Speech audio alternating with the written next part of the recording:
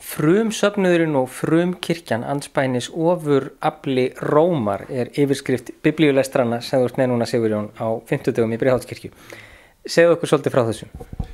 Ég búin að vera með biblíulestri mörg ári upp í Breiðholtskirkju og við höfum farið í gegnum ýmsu rit og tekið ýmislegt fyrir. En svo fór maður að veltaði fyrir sér hvernig hefur við tekið á móti kirkju, biblíunni gegnum söguna, hvernig á maður að skilja þá sögu.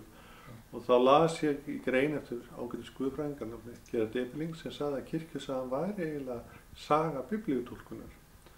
Og þá datt mér í huga að væri gaman að tengja þessa sögu, þannig að frumsafnaðarins og frumkirkjuna við útleggingu og reikningunni og þá ákveðum það að taka fyrir eiginlega, forkirkjuna í 10 skiptum fram undir lok mars verðum við það. Og það til mjög góð bók eftir Magnús Jónsson á íslensku sem voru svo elskuleg hérna á Biskupsstofu og ljósrita hluta úr og ég dreifi því efni til fólksins og svo fjöllum við þetta, lesum þetta í gegn og athugum hvernig þróunin verið. Þetta er mjög spennandi tími eins og maður veit, alltaf frumsöfnuður, hvað var nú gangi þar og svo fyrstu aldirnar eru mjög spennandi en þess að líka svo lítið vitað það og þá svo að lesa svo mikið inn í götin sem sagan skilur eftir sig.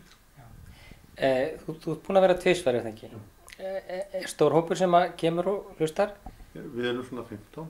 15 og það við erum aðalega verið í núna undanfarnar 2 og allir verið ekki líka 3. skiptið hvernig maður metur sögulegar heimildir, svokölluð aðferðafræði.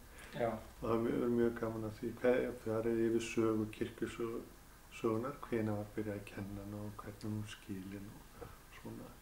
Það förum hægt yfir, gefum okkur góðan tíma. Já.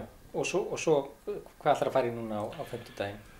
Þá ætla ég að klára að fara yfir aðferðafræðina, hvernig maður umgengst þetta, hvernig maður nálgast það, hvernig á maður að meta heimildir og svoleiðis innan kirkjunnar og svoleiðis og svo byrjum við á þá frumsöfnunum hvernig það var til, hvernig það mótaðist og fyrstu deilurnar innan frumsafnaðarins milli hellenisma og gyðingkristna og svo heldur að þrefa ungur áfram.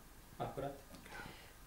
Allir velkomnir? Allir velkomnir. Þarf að skrá sig eða? Já, þá hringja niður á Biskupsstofu og þau skrá fólk þar eða ég skráði bara þegar mæta.